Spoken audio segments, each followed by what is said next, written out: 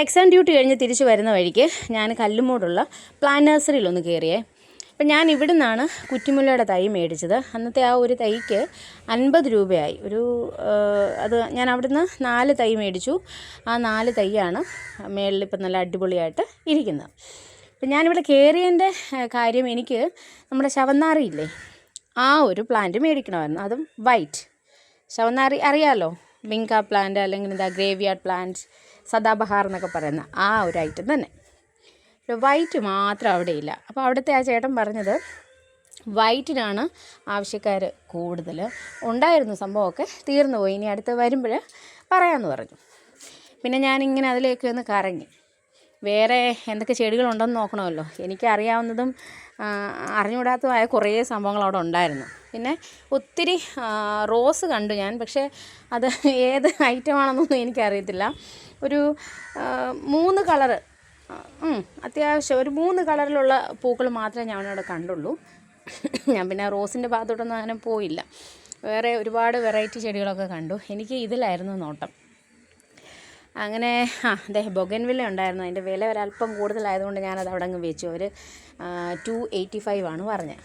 അങ്ങനെ ഞാൻ വേറെ 2 കുഞ്ഞ് ചെടി, അത് നമ്മൾ എന്താ പറയുന്നത്, അത് കാണിച്ചു തരാം. ആ ചെടിയും ഈ ശവന്നാറി 2 എണ്ണവും മേടിച്ചുകൊണ്ട് ഞാൻ അവിടുന്ന് ഇറങ്ങി. അപ്പോൾ ഈ 4 ചെടിക്ക് കൂടെ 150 രൂപയായി. ഇവിടുന്ന് 1-2 സാധനമൊക്കെ മേടിക്കാനുണ്ടായിരുന്നു. അങ്ങനെ അതൊക്കെ മേടിച്ച് നേരെ വീട്ടിലോട്ട് വിട്ടു.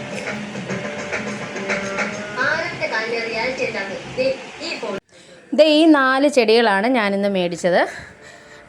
ഈ കുഞ്ഞ് ചെടിയുണ്ടല്ലോ, നല്ല അതിൻ്റെ പൂ കാണാൻ നല്ല ഭംഗിയില്ലേ, അതിൻ്റെ പേരെനിക്കറിയത്തില്ല.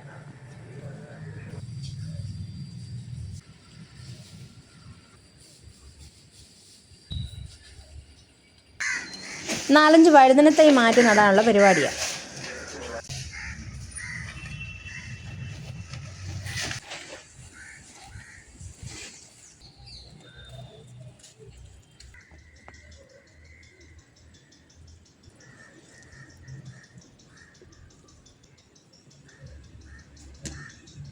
ഇതെല്ലാം ഒരെണ്ണത്തിനകത്ത് നിന്നതാ. ഇതിനകത്ത്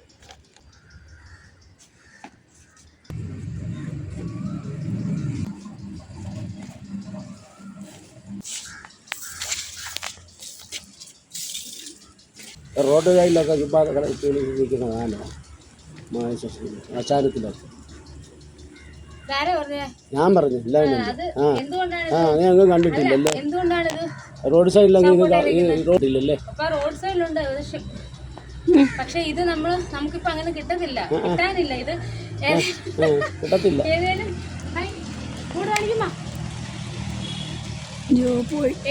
ഇതിനിടയ്ക്ക് മഴ വന്നു. അമ്മ പെട്ടെന്ന് പിന്നെ താഴോട്ട് അങ്ങ് പറഞ്ഞു വിട്ടു. മഴ പെയ്തപ്പോൾ ഇനി വെള്ളം ഒഴിക്കണം. അപ്പോൾ പെട്ടെന്ന് ഇതെടുത്ത് അത് വെച്ചിട്ട് പോവാം. അപ്പോൾ ഇത് ശവക്കൂട്ടി നിൽക്കുന്ന ചെടിയെന്ന് പറഞ്ഞ് അങ്ങനെ അതിനെ ആക്ഷേപിക്കാൻ പറ്റുന്ന ചെടിയല്ല ഇത്. ഇതെന്ന് പറയുന്നത്, അയ്യോ ദൈവമേ, എൻ്റെ മണ്ണെല്ലാം പോയി. ഇത് ശരിക്കും പറഞ്ഞാലുണ്ടല്ലോ, ഈ ചെടിയുടെ ഗുണം എന്താണെന്ന് വെച്ച് കഴിഞ്ഞാൽ ഒരിക്കലും ഇതിൽ പൂവില്ലാതെ വരത്തില്ല. അതാണ് ഇതിൻ്റെ പ്രത്യേകത. എന്തായാലും മഴ നനഞ്ഞു.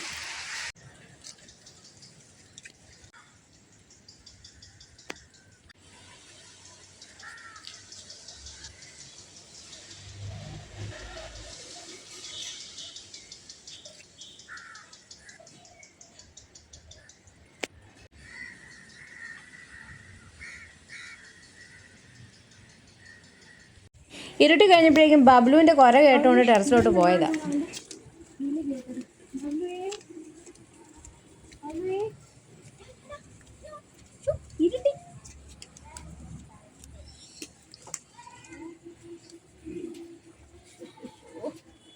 ഇത് നോക്കി, ഈ ദേഹം മുഴുവൻ നനഞ്ഞ്.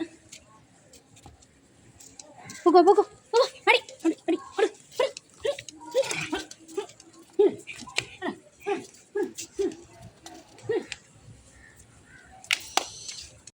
ഇങ്ങോട്ട് നോക്കിയേ.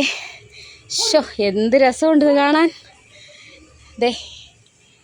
ആഹാ,